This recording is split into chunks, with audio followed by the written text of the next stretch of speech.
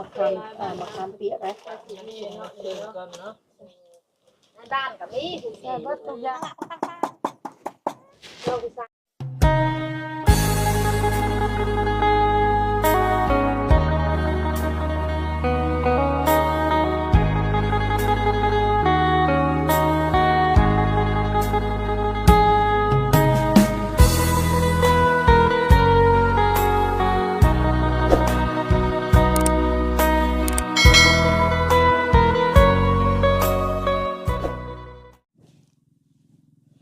สบายดีและสวัสดีพ่อแม่พี่น้อง FC บัดสุขุทุกคนพี่น้องเอ้ยบัดสมองสุบอนเด้อว่าซั่นพี่น้อง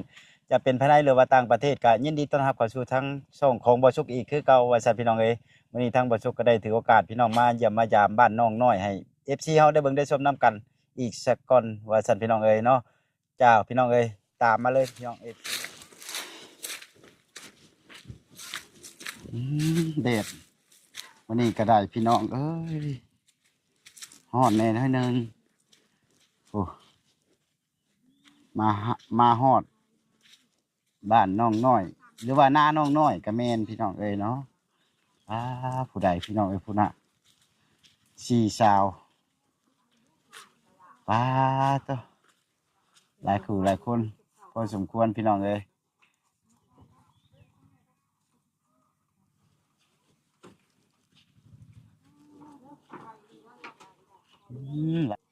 ตอนนี้ก็ประมาณ10 โมงกว่าๆขึ้นไปทักทายสบายดีกับน้องน้อยเฮาซะก่อนให้ FC ได้เบิ่งได้ชมนํกันซะก่อนเด้อพี่น้องเด้อเนาะผิดพลาดประการใดก็ขอโทษขออภัยพ่อแม่พี่น้องเนาะเอาสั่นพี่น้องเอ้ยเอาผู้ใดล่ะอยู่รุมแล้วบัดนี้เอาโดยสบายดีอันนี้น้องหยังล่ะบัดนี้ฮะน้องพุทธเสนาเจ้าน่ะโอ้ยังสิไปนาอยู่บ่นี่นะมาลิ้นน้ำเอื้อยหยังโอ้มาลิ้นน้ำเอื้อยน้อยกินข้าวแล้วบ่มื้อนี้นะกินแล้วกินข้าวกับหยังตอนเช้านี่โอ้เป็นแต่แซ่บแท้เจ้าก็ได้เนาะกินข้าวกับชิ้นแห้งโอ้ก็แซ่บอยู่ได้เนาะพ่อแม่ไปทางใดเบิดเลยแม่ไปตัดอ้อยอยู่กับไผใส่คู่มื้อนี้นะอยู่กับพ่อแม่ไปตัดอ้อยกับไผไปผู้เดียวแต่ละปีเพิ่นก็ไปคู่ปีแบบนี้บ่เพิ่นไปตัดอ้อยได้เงินหลายเพิ่นสิเป้าหมายเพิ่นสิเฮ็ดหยังล่ะชื่องัวให้เขาเจ้าชื่อหยังชื่อให้เขาคือบ่ชื่อไว้ให้ตัวเองโลดเอางัวมาเปลี่ยนเดียวสิเปลี่ยนกันโอ้ชื่องัวเปลี่ยนกันเฮาอยากได้งัวเพิ่นงัวเพิ่นสิเอาไปเฮ็ดเวียกโอ้จังซั่นเนาะโอเคพี่น้องเอ้ยทางน้องเฮาก็ได้แม่เพิ่นก็เลยไปตัดอ้อยเนาะขึ้นไปเยี่ยมไปยามทั้งน้องน้อยซะก่อนสวัสดีพี่น้องเอ้ยขึ้นไปซะก่อน1 2 3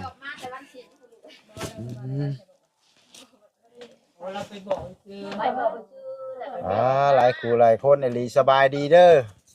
แทน YouTube แล้วก็ทั้งน้องน้อยพี่น้องเอ้ยเด้อทั้งหลังข่อยเนาะแม่นไปจีทั้งหน้าคุณเจ้าพาให้น้องเพิ่นเฮ็ดหยังล่ะบัดนี้บ่ได้พาได้น้องเพิ่นเฮ็ดกินเองเพิ่นโอ้เพิ่นยากแม่นเพิ่นยังบ่ได้กินข้าวเช้ากินข้าวเช้าสิเอาตำผัวจังไคนี่อย่าดีกระเพาะบ่ดีอันบ้านเฮาน่ะห้องหัวจังไคถ้าว่าบ้านเพิ่นน่ะบ้านถ้าว่าคนไทยแล้วก็ห้องอีหยังก็ตะไคร้โอ้ข้างนอกมันก็ฮู้คือกันหัวสีเท้าเพราะว่าเฮาต้องเปให้มันชุดน่ะได้เพราะว่าคนFC ทั้งไทยเพิ่นก็ฮู้แบบนึงนะทางลาวเฮาก็ฮู้แบบนึงตำหัวสังไข่กินกับน่ะพี่น้องเอ้ยทางแม่เราก็ไปตำเราเมื่อแต่เช้าเนาะเมื่อแต่เช้ายังบ่ได้กินข้าวเลยโอ้ยมื้อแต่6 โมงแล้วลูกๆมาแล้วก็มื้อแล้วย่างเมื่อย่างมานี่ย่างมื้อย่างมาอีกอย่างรุดเป็นกิโลแล้ว หันลูกบ่เคยเห็นญาติห้องออกฟากแล้วลูกเอ้ย โอ้ยแม่แล้วคันขี่รถจักรมา ก็ไปแต่ห้างย่างลูกไปเพิ่นใครกับน้องเพิ่นอยู่หัวนี่ แม่มาบ้านนี่ก็จนแบบจน เลี้ย เป็น ง ลู ลู ก กไว้ไกลเท่าไหร่คือปลูกไว้แถวบริเวณเพียงแถวสวนนี่ ยังแบบเอามาพูด ยังแบบอามาบ่มีน้ำลูกเอ้ย เดี๋ยวนี้มีน้ำเอามาพูด โอ้คือแต่ก่อนเนี่ยบ่มีหน้านะปลูกใกล้น้องคุณบ่ น้องก็บ่แม่นน้องง่าเจ้าซ้ำแม่นบ่ น้อง น้อง หลับ รัด น้องรัดบ่โอ้ มีดินนัดบ่อยู่พี่กัน ยินแล้วลูกอ่ะ แม่นเบิดก็จะ ตำหัวสังไข่มีเคล็ดลับอยู่บ่นี่ฮะตำจังใดล่ะ ตามครบกัน โอ้ยน้องเอ้ยเนาะญาติว่ามีสูตร ดวงเนาะบ่เป็นผู้สนิทกันเลยเบิด แม่นมอดแล้วลูกปลาวิกอันนี้ คิดว่าดินชุ่มเจ้านะแต่ บ่ได้ ต้น ลูก มัน เอ้ยบ่แม่นได้ลูกบ่แม่นได้อันนี้ได้ มันใหญ่3ปีแล้วก็กินมาเอ็นอยู่แล้วแถวนึงก็มาตัดหาบ้านอื่นตัดบ้านแม่ค่ะบ่มีดอก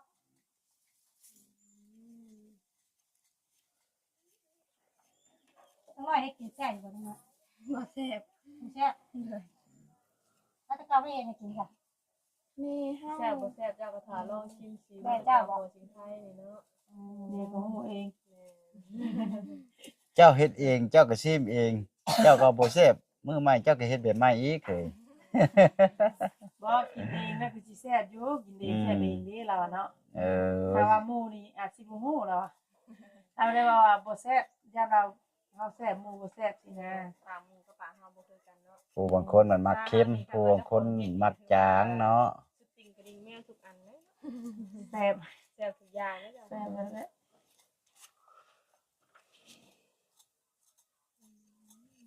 บ่มีมีดบ่ อันนี้หัวมาบ่มัน ซอยใส่น้องเพิ่นนะ ค่ะเราก็บ่รู้หาจะมาเบิ่งดูค่ะ คือสิขาวคักเนาะ เหี้ยทุกคนก็ดีรอ เขาว่าเหียนนี่ผ้าดูได้เพิ่นเว้านะแม่นผ้าเหียนนี่เป็นผ้าดู ถ้าคุณดุคุณมัน ทาง ใส่งานเลย โอ้ ดิ ยผ้าน้องเก็บแต่น้อยน้องก็จนช้ำนี่แหละ เก็บเอาไว้ล่ะ เด้อ จะไปได้จังได๋เก็บไว้เก็บ หา ไว้ อีกสิ โอ้ย อยากสิเสียเก็บผ้า อ๋อทางแม่เพิ่นนี่ก็อ๋อทางน้องน้อยเฮานี่ใช้วิทยุพี่น้องเอ้ยพุ่นน่ะวิทยุ AM FM อีกบ่ธรรมดาเด้อนี่เด้อใส่ทาน เคยขอเพลงบ่ ใส่ทานขอแล้วก็พังดีเจได้เนาะดีเจยังพังดีเจเขาชบยังไง แต่ผู้ไทยบ่ บ่ผู้ชายผู้ชายนะบ่ ขอเพลงน้ำเพิ่น ขอปัจจุบันนี่บ่ล่ะอันมีอยู่เนาะ อันว่าอันขอแล้วเพิ่นนี่มักดีเพลง วิ หยัง ทยุอยู่เด้ แล้วก็ว่า มีเพลงในใจอยู่ได้นี่ก็ได้ เอาเด้ ไปขอเพลงหม่องทุกวันบ่ เออ มี FC เสียน่ะเบานิ้วกับเพิ่นไหนเมื่อนั้นก็เห็นว่ายังก็น้องน้อยคบหากับอีหยังเบานิ้วว่าแม่นบ่ล่ะฮะคนจริงบ่นี่หยอกบ่ใครเยอะจ้าคิดว่าความจริงเนาะ เปลี่ยนอาชีพเลย แม่นไปเปลี่ยนชุดก่อนเพิ่นนั่งยากตำยากเด้เนาะพี่น้องเอ้ย เอ๊ะปรึกษา แม่ เนาะ นไป เป็นทางการเพิ่นว่าอัน วิทยุเพิ่นก็คักกะลีพี่น้องเอ้ยพุ่นน่ะ น้อยคบหาเปิดใจดูใจกันประมาณนี้นะเพิ่นเขียนในว่าก็คักกันว่าวิชามันนั่งใกล้กัน เข้าใจเหมือนบ่อันขับไปเนื้อแล้วก็เฮ็ด ก็โอเคกันพี่น้องเอ้ย เฮ้ยมันเสีย ตำอ่ะตำหัวสิกะเสียยังเฮ็ดสมมัน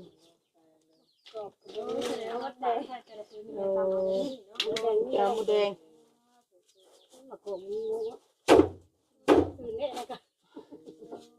ถ้าว่ามีมะขามเนาะเอามะขามก็ได้เนาะ เอาเลยมันห่าว มะขามมะขามเปียกไหม นี่เนาะเดินกันเนาะ ในบ้านก็มีถุง ใช่เบิดทุกอย่าง เมย์แล้วบ่มีถุงเมย์เลย มาคูดีนะ พอแล้วอ อ ร่ ร่ อ อย ยเด็ดอันนี้ ใส่หลายแซ่บหลาย โอ้สิเข้ม ถ้าใส่เกลือได้ ทางน้อยบาท อ๋อ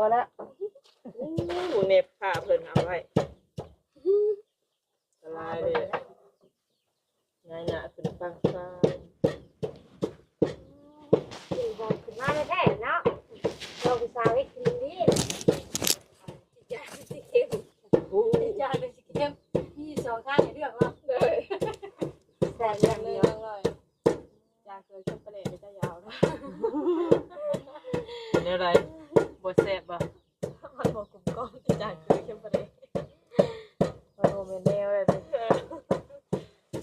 ก็กรอบยังบ่มีแถวนี้นะ ในถุงตลาดได้ลูกไปนอกเอาไปไป กรอบ ไปมาเลย ตำเมียง ในคางมันได้กูหอยใบดิดูก็มาก็แล้วก็ถุงตลาดนะ ว่านี่ก็สิว่าหาเดียวซะที่คนที่ มันบ่มี เอาไม่ใช่สั่ง เขาบ่าวยาวบ่ได้เอามา นี่ใส่แล้วพริกอ่ะ บ่ได้รวย มันเผ็ด ก็ บ่ ใส่ ใส่ กิ ดิ นดิบบ่ แม่นเพราะว่า รีบแล้วแบบนี้นะเป็นต้น เผ็ดอยู่แล้ว เราได้บางทีเราเป็นหลักที่ ว่าสมัครเผ็ดบ่ก็สิว่าคนสิใช้กับเผ็ดแล้ว ประกอบขึ้นมาแล้ว คนสิใช้กับเผ็ดแล้ว อันนี้มากอกบ่นี่นะกันอยู่ไทยกับห้องหมักหยังไรนะ มาเลยสิใช้ หมักก็ ไม่ไปพูดเนาะ บ้านเฮาเอิ้นหมักกอกคุณเอิ้นหมักก็ ภาษาคนเนาะกอกคือการ จะโดนเติบ มา ใส่ เมื่อ แล้ แล้ว ว มันจะกินเนื้อ เป็น ห ต้อง ลาย หมักก็ มันจะเช็ด กอกธรรม เป็น ชาติ สุ่มเนาะ ยามมามีเมื่อไปกินตำมันหัว แต่ ไข่ เนาะ เนาะ จะที่มันใส่เลย เสียดายของว่า ใส่ของหันยากจะได้ของชั้นสูงแล้วนะ ตกตารางเงี้ยนะ ของชั้นสูงแล้วเขาอันบุรุษลงมา ตกตารางสาไล่เลยลูกหาคุบของปูดไปแน่นะ นี่ลูกกระแดกกันกระแดกขวดมันเลย ปลาได้ขวดหมดแล้วลูกเอ้ย แต่นี่ก็ใส่นะแปลกแซ่บ สดอ่ะเนาะ เฮ็ดเองบ่มีแต่ความตุ นี่จะค่อยตู้ รุ่นไตออกจากกระปุกรถใด รีบเลยบ่ล่ะ อันนี้แหละของเท่เลยพี่น้องเลย ขวดบ่ทัน ดูทำได้แล้วเพื่อจุเนาะ ไตออกจากหันเลยครับ ใส่เอาได้ยินบ่แต่หายังน้อยเพิ่นว่าไผกินกล้วยตู้ผู้นั้นสลัด โอ้เจ้านี่ ก็คือยากอยู่ได้เนาะ ตัวให้ขึ้นเต้นเล่นแก่เต้นนั่นน่ะ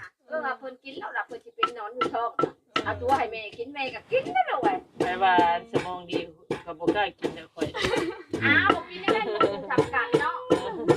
บ้านนี้บอกกินหมูก็บ่ได้ไปเรียนน้ำเองโดยจ้ะ ขับตัวเนาะ ขัดตัวแม่ก็จำเป็นเลยมาบ้านในหมูหัวสิตายแล้วหมูอีโง่สิว่ะ อีโง่ เดี๋ยวผูกอันนี้มันบ่จักแล้วแม่ก็กินเลย มื้อนี้ถือว่ายังบ่มีไผเข้ามานั่นล่ะ พวกหามาครั้งแรก ใส่สาวไล่เพิ่นอยู่ใกล้สงชัยยากเลยได้นี่นะคืออยากแห้งแล้วเบิ่งนี่ ซีนเทินดิ อยาก รู้ ดิ ทราบได้บ่ อยากดิชิมทอด ว้าว เป็นไง จางเกลือ เป็นจังได เฮ็ดอย่างเดียวล่ะบ่ จ้า ซีม อันเดอ เอ้าตอนนั้นอยากใส่ที่รอบตอนนั้นเลยว่าอยากใส่ใช่เอาเกลือให้ลูกเอาขนมเกลือใส่เกลือ น้ำตาลใส่บ่น้ำตาล น้ำตาลนี่ซะ ใส่น้ำตาลนิดนึง เนาะมันจังแซ่บเด้ เสร็จละลาย เอาได้สไลด์เลย มันเผ็ดต้องใส่น้ำตาล เสร็จละลายได้น้ำตาล หรือว่า กับ ใส่ เกลือบ่เกลือก็ใส่น้ มันจะแล่นเป็นน้ำหวานอันนั้นดิน้ำหวานตำมันหัวจิงไข่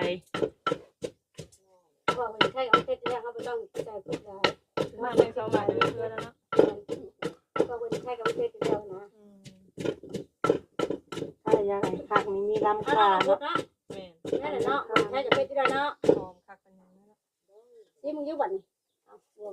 ซีมึง ซีนนะ ซีมึงรอบที่สอง บ่พอยังผ่าน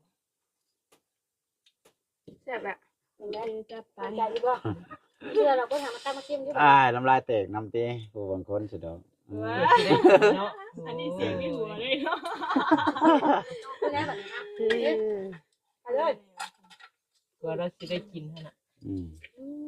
มีแต่ว่าให้กินบ่แซ่บบัดซิมมาเป็นอะไรแซ่บแล้วว่าซั่น ดูทำนี่แหละวันใช่แต่ว่าของมันมีเรื่องมีอย่างให้มันกระซ้ำนี่แหละ โอ้ยหายากเด้อคือสิได้กินนี่ก็ ตำเมี่ยงเนาะ ของยากเกิดยุคผมแล้วยางต่อไปครับ ตามมือสุดท้ายน้อง จับไป ก็น่าทานเหมือนกันนะนี่ เปรี้ยวแล้ว ใช้หมากนั่นเท่าน่ะข้าวมาลูก ข้าวพวก มาบัดนี้น้องน้อยได้ที่อยู่ที่นอนใหม่แล้วนี่เนาะคงควยตู้ของแก้มอยู่เฮ็ดหนึ่งน่ะ เฮ็ด หนึ่งเฮ็ดเป็นเฮ็ดหนึ่งเนาะโอ้ยบอกผิดเลยพี่น้องเอ้ย ไปใส่ไม่นั่งอะไร สันน้องน้อยแล้วบัด กินซิมนะลูก กินน้องเพิ่นเนาะ ไม่ได้ FC ข่าวกันเด้อ กินข้าวรวมพากินปลารวมถ้วย มาอีเจินมาแป๊บบ่ไม่มาแปลกบ่ เอิ้นบ่คือกันสิ เขาเอิ้นมาแป๊บเขาเอิ้นมาแปลก อันว่าหมากนี่เอิ้นมายังบ้านเจ้าอ่าตัวเฮบ้านเขาเอิ้นมากระแตบ กระแตบหมากแปะเที่ยว บ่ได้หมักทั่วแห่กับหมักกระเตบมันบ่ได้คือมันก็คือกันแต่ว่าหมักทั่วแห่มันสิยาวหน่อยนึงหมักกระเตบมันสิหมักสั้นตะกี้เด้ กินข้าวคนเดียวว่าซะน้องๆได้ซะ เอาไหมนั่ง ไปแล้วกินข้าว เอาใช่น้อยผู้นึงด้วยค่ะ น้อยเทียงข้าเจ้าพูน โอ้ โอ้ยมาหน้าซื้อสิ มานา พี่ คน น้อง นั้นก็บ่กินน้ำหมูน้ำเบื่อนะ น้องน้อยเฮากินข้าว ตัวที่ได้อยู่ตามให้ตามหน้า ตำหัวจังไข่กับข้าว แม่ กิ ได้ นข้าวเช้าพี่น้องเอ้ย กินแล้วลูกอ่ะ เราก็หิวแห้งแล้วเนาะข้าวเช้าเป็นข้าวเพชรเนาะ ผู้อื่นน่ะกินข้าวอาหาร ถึงสั่นพุ่นนั้นเนาะ กระบอกกระบอก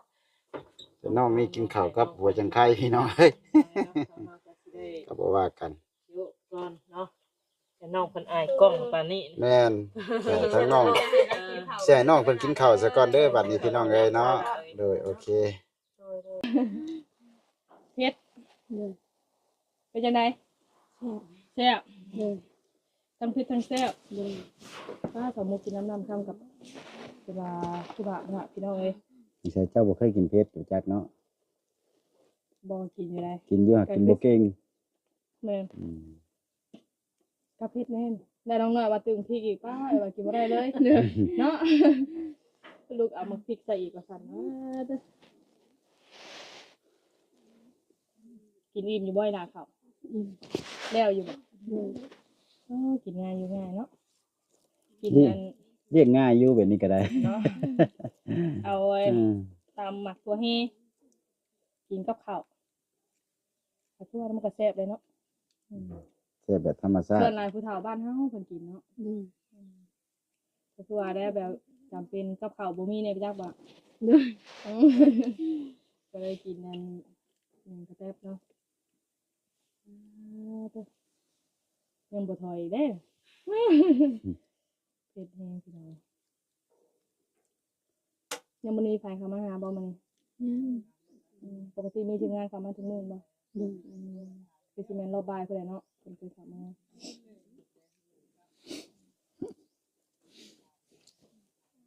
เป็นจังได๋หลังจากที่ว่าทีมงาน YouTube เข้ามา จะม่วน เริ่มดีขึ้นบ่ตอนนี้มีข่าวดีอย่างมาบ่ล่ะ ก็มีอยู่ ข้าวดีอย่างเด้บาดนี่ เพิ่นว่าสิเฮ็ดห้องน้ำ โอ้เฮ็ดห้องน้ำให้